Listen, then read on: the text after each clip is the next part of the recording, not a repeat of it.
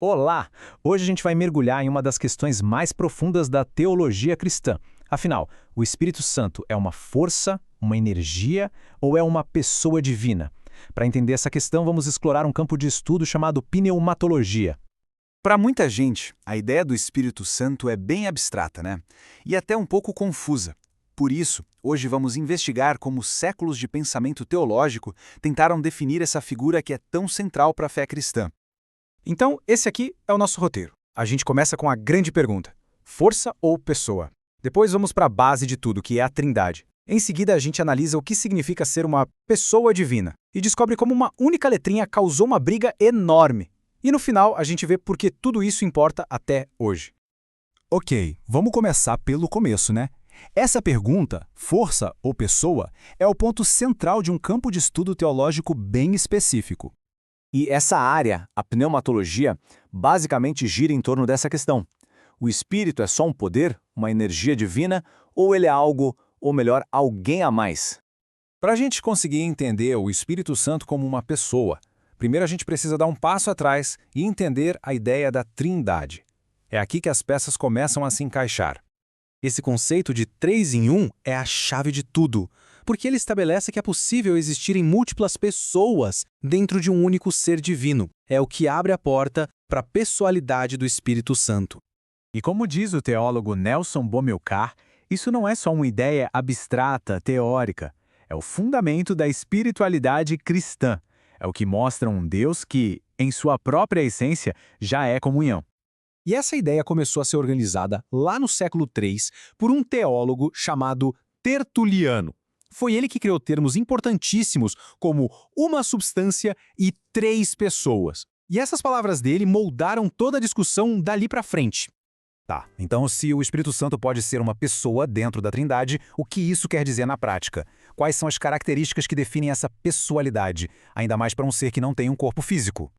Bom, teologicamente falando, pessoa não tem a ver com ter um corpo. Tem a ver com possuir certos atributos, como a capacidade de pensar, de sentir e de tomar decisões.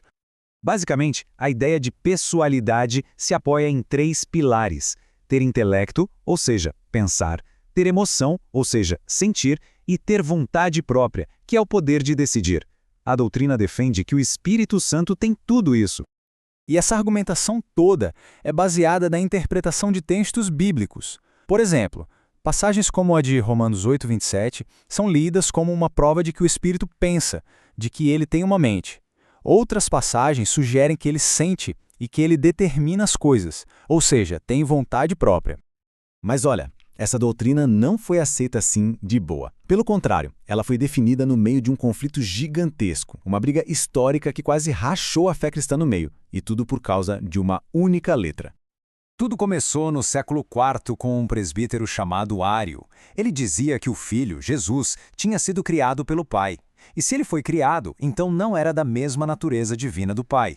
Essa ideia, o arianismo, colocava em xeque a Trindade inteira.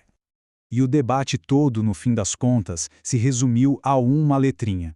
A diferença entre duas palavras gregas: homoousios, que significa de mesma natureza, e homoiousios, que significa de natureza semelhante. Uma letra, o iota, mudava tudo. E como explica o teólogo Wayne Grudem, isso não era uma briguinha boba sobre gramática, não. A presença ou a ausência daquela letra era a diferença entre o que se tornou o cristianismo bíblico e uma ideia considerada uma heresia, que poderia destruir a fé cristã. O peso era enorme. Essa confusão toda foi resolvida oficialmente em dois grandes encontros, dois concílios. Primeiro em Niceia, em 325, e depois em Constantinopla, em 381. Foi ali que a doutrina ortodoxa da Trindade foi martelada e solidificada, e é a que vale até hoje. Certo? Mas a pergunta que fica é: por que um debate teológico de mais de 1600 anos atrás ainda é importante hoje em dia? Qual é a diferença que isso faz na prática, na vida de quem crê? A resposta está na experiência da fé. Como o autor E. Palmer Collar coloca de um jeito bem legal, a Trindade significa ter um apoio divino completo, um Pai que ama, um Filho que salva e um Espírito Santo que vive dentro da pessoa, aplicando essa salvação no dia a dia.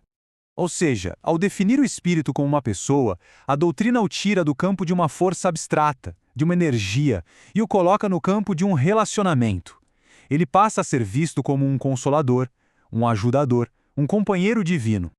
No fim das contas, essa jornada de um conceito meio vago até uma doutrina super precisa mostra como as ideias são poderosas. Debates antigos, travados por causa de uma única letra, não só definiram a natureza de Deus para milhões, mas continuam até hoje a moldar a experiência de fé mais íntima de cada pessoa.